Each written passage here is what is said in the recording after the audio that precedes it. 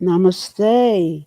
I am Spirit, and this is my channel. I am the creator and the host. So let's get on with this.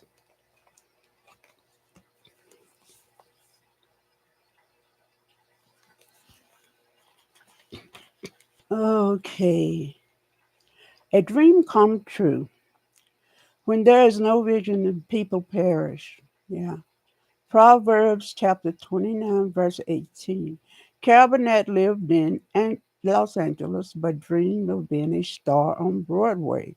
So she packed her bags, moved to New York, and followed that dream. At first, she couldn't find work, but gradually she blossomed. And in 1967, she landed her own show. All right, Carol. This comedy legend's advice was simple. When you've got a dream, you've got to grab it and never let go. That's true. If you've got a dream you haven't yet grabbed onto it. Remember the skinny college girl who moved across a continent to apprehend hers? Then, like young Carol Burnett, you can do more than dream. You can get busy making your dream a reality. Dreams can and do come true, but they usually need help from you and the big man upstairs, all right? It's never too late to dream or to start something new. This is from Lucy Swindoll. She said this. Let's get on with it, okay? Uh, I gotta say something. I noticed earlier today when I was fixing my hair that I have a lot.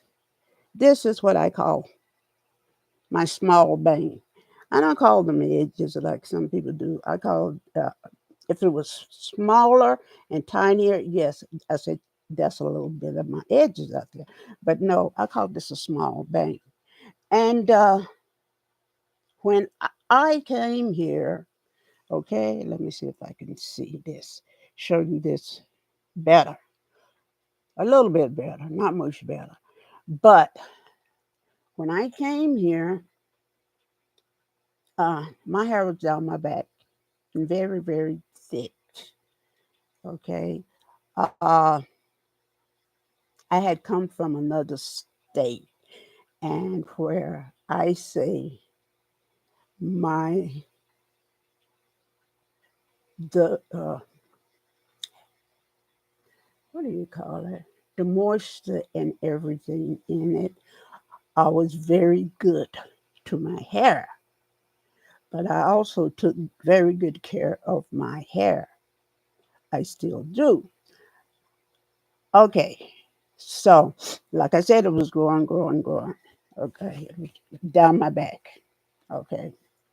So, when I came here, I didn't know how the weather was. Wasn't very kind with the moisture.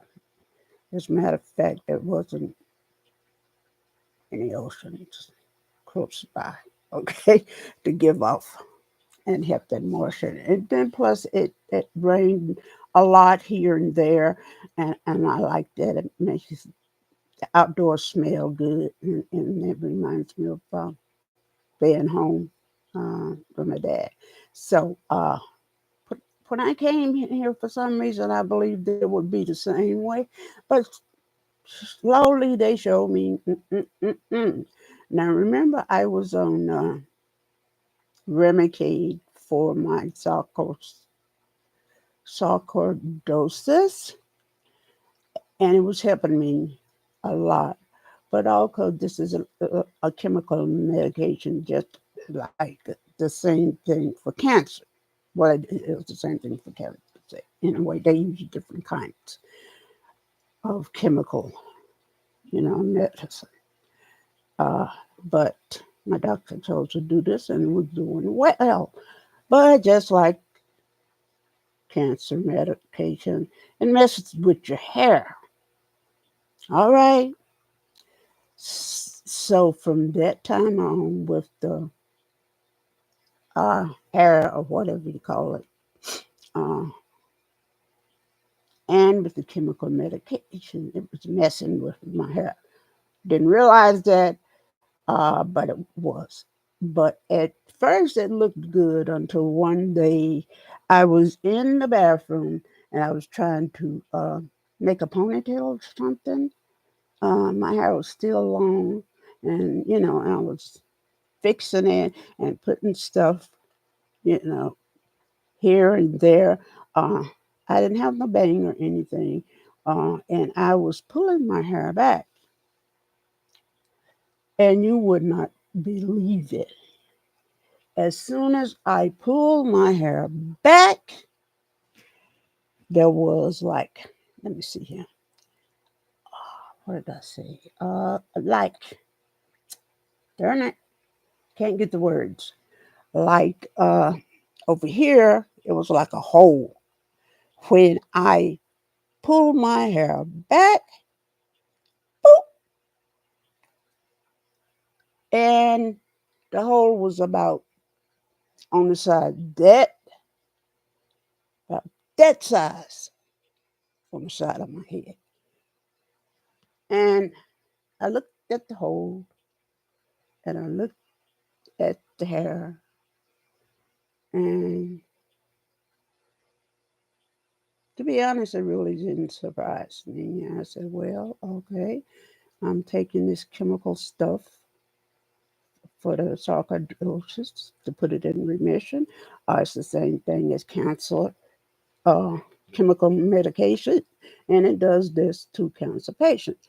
I said to myself, I said it could have pulled off one whole side, okay, of hair, not just a nickel size, but the whole side when I was trying to pull it back and put it up. But thank God it was just only that size of spot in my hair that just popped out, just like that. Uh, so that's been a while. I've been praying and putting stuff on, and not a whole lot of stuff. I have a simple care regimen. I have a shampoo that is um, not only a conditioner but a shampoo that's better for your hair that I use, and I also use it as a conditioner in my hair, also in a leave-in condition, and then for it to so it is still moisture in my hair. I have on a daily basis, I have this hemp spray, and where I spray it like 2 or 3 times in my face and also in my hair. And then I have the 100% aloe, which is just a liquid, and I put it in a bottle, and I also spray it over my hair, like when I get up and when I get ready to go to bed, and blah, blah, blah. And thank God you can see. I don't know if you can see, but it has grown back. There's no hole there. And I think it has grown up back a lot. Wow. And I thank God for that. So I will get on with that. I wanted to show you my tribe. Uh, I want you in my life, so that's why I tell you these things. Okay, I can keep it private, but I don't. Okay, because you're a part of my life. Now, uh, I love this style, and I probably will wear it when I have my appointment. Okay, it's just these two and a ponytail. So that's my style for Wednesday. And when I come back from my appointment, my tribe, I will show you. So here we go. Like I said, this is a special and what I call my past life. So, okay, hold on.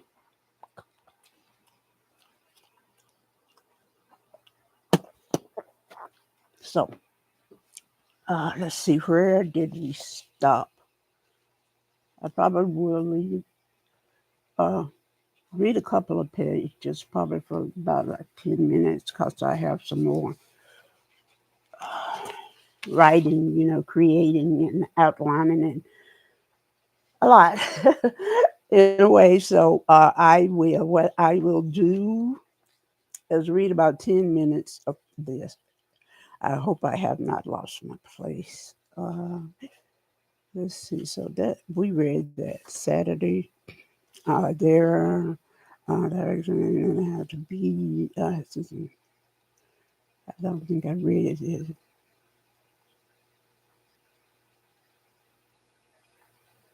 Mhm. Okay, maybe this is it.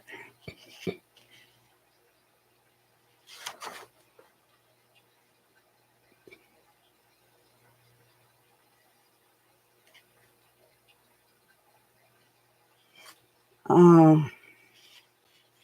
I think I found it. Okay, right. Yes, I think she was mourned. Okay, so this I've read, never realizing in her voice. Maybe I didn't read that. No, I didn't read that. Okay, no, I didn't read that. So now I will start here. This says Saturday, 5/16/12 a.m. I went to the movies with my daughter. I love stuff like that. Last night it was so enlightening for us both. It has been so long since we did anything together, and we both enjoyed it. Yes, we did. While we were walking from parking to the theater, I did not have a problem which I had before. There were no pain in my joints or trouble breathing.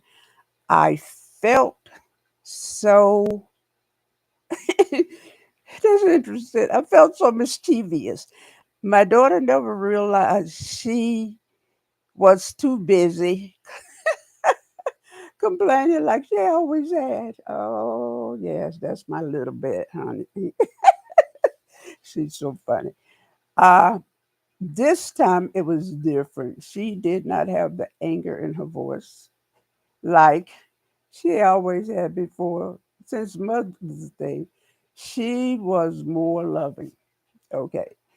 Uh this tonight before I go to bed, I will drink the fennel tea. Yeah, that fennel tea is very helpful. Uh you drink it, it helps with bloating and it helps with sleep. Okay. The first time I drank it was last Friday. I could not believe the change in me. When I got up the next morning, it had been, what is that, years since I felt rested after I slept. I felt like a new person. Okay. I did not awaken, not even once the night before. I slept straight through the night.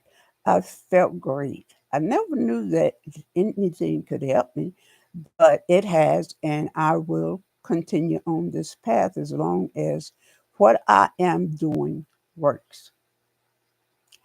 I cannot believe that out of all the doctors I have seen these many years that no one could or had any ideas that it was sugar and gluten and possibly wheat, which was causing me so many other medical problems.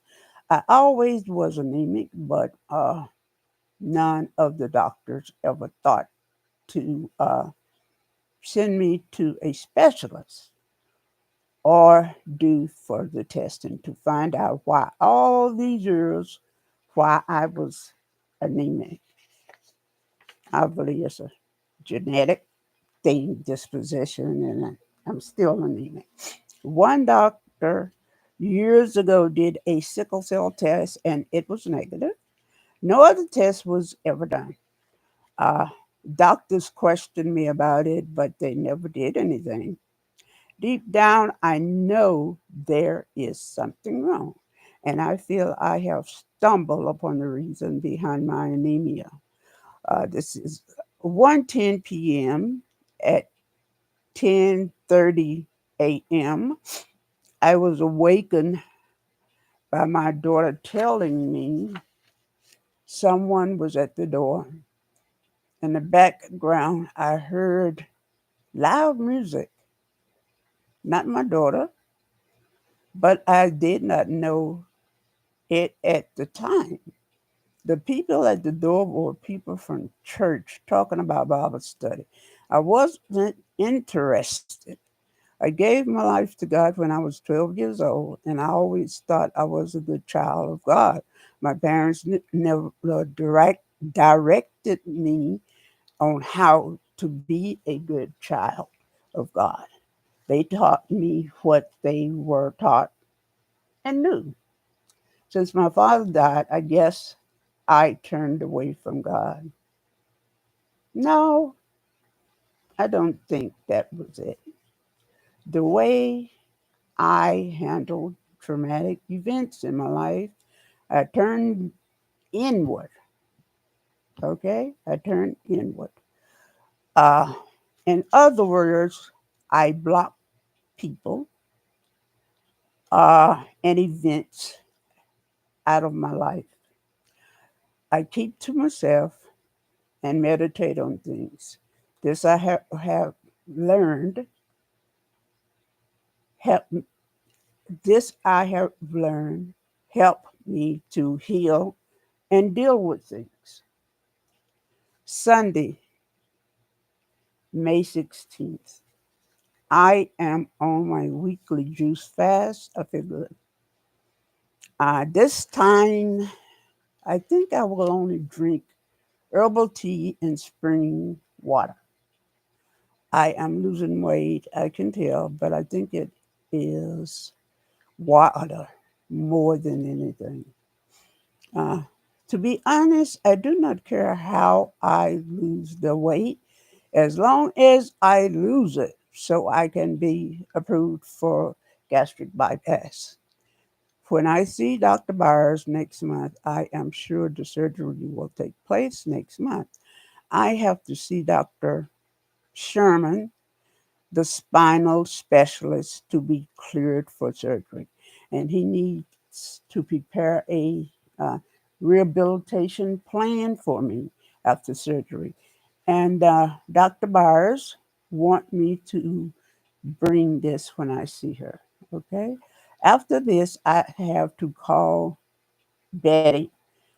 This is the person in the office. Uh, Betty, and set up an appointment to see Dr.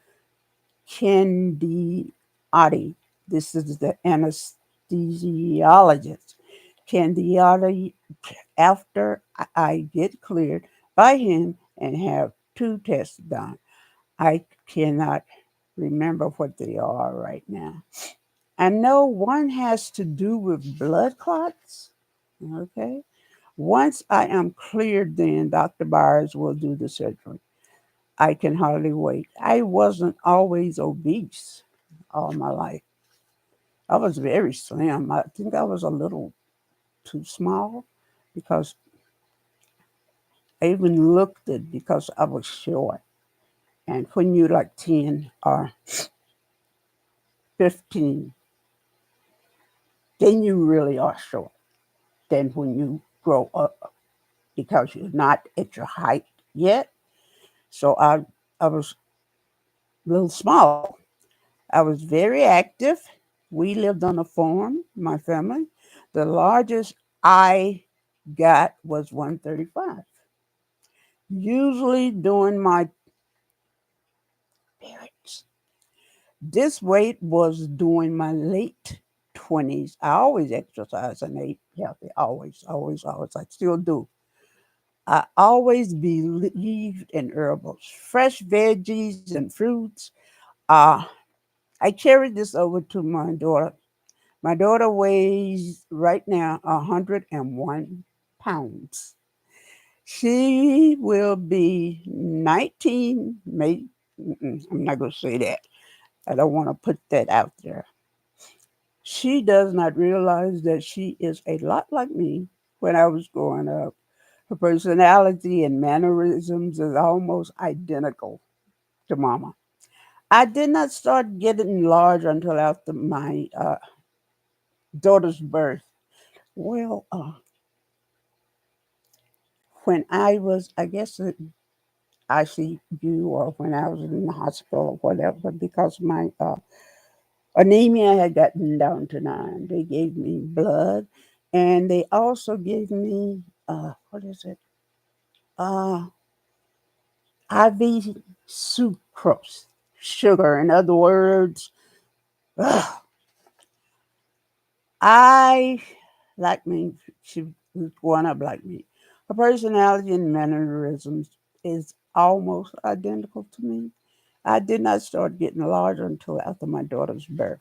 I got up to 180, but this was due, I believe, to the treatment I received in the hospital. Yes, like I said, I was ill carrying my daughter. I got hepatitis B. I am not sure from where. I believe it could have come from uh, one of the patients in the hospital where I worked as a nurse technician or from my husband. Well, it does not matter now. The treatment I got while in the hospital was, what is that?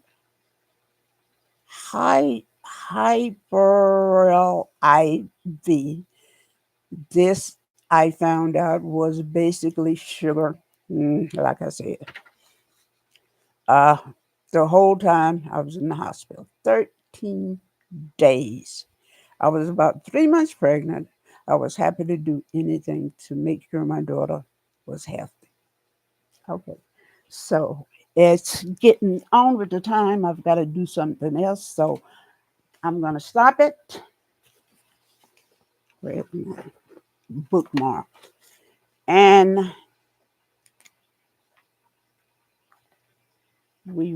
I will continue on from here, and this is word for word from me.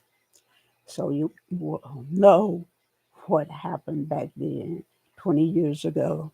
Uh, this is into my pregnancy now.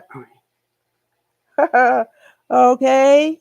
So, like I said, I was 3 months at the time, and oh, wow. I'm remembering so much now that was so pleasant. Carrying her. She was a good kid, even when I was carrying her, but active like she is now. And I would be sitting watching TV or whatever, and I would see my stomach go up and back down, and I would smile.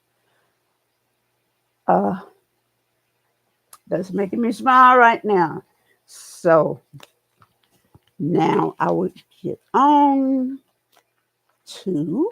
Oh, I like my puffs. I like my style. Oh, yes, yes, yes. Okay, I'm very creative.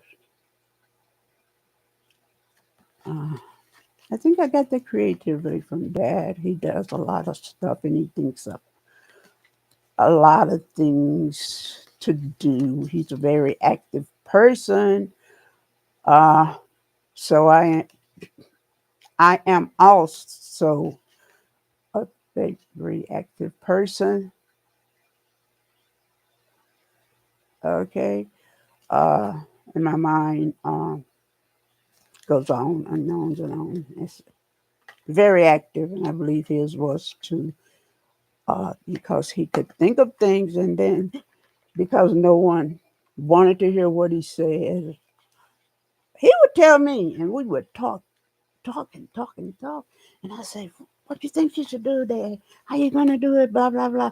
And, he would talk to me like I was a grown person. And they'll, well, we're going to do it like this. You want to help me?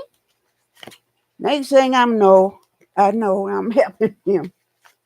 I remember one time he let me drive the tractor. And that big old tractor and little old tiny me, I couldn't believe I was driving the tractor. But of course, I was standing up, and my dad was sitting in the seat. But I was happy. He let me drive the truck, the tractor, and I could not believe it. Okay, uh, and I ran in the house, and I told everybody, but they didn't really hear.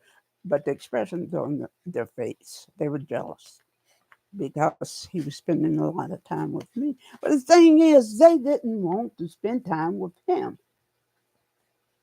Okay, he wasn't interesting enough, you know, whatever. So here I go. And this is the question: how do I show love to myself? To myself, uh, I will do things that uh, I know God wants me to do, and that's showing love to me, you know. And it's like things like this. When I go someplace, and I've been doing things all day long. Like I told you, I'm very active and busy, like my dad was. Then God will speak to my heart, and He says, "Rest." And I will think I will be told, okay, of course he can hear because he's a spirit in me. I said, but I got to do this first.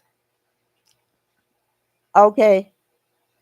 So then I would say, no, I will start feeling dizzy or lightheaded or something like that.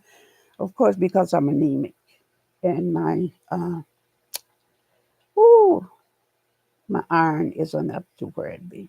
So next thing I know, I'm lying down in the bed with my eyes closed. And next thing I know, I'm asleep and waking up. That's how I show love to myself. And also by taking my vitamins, uh, that helps to replace things.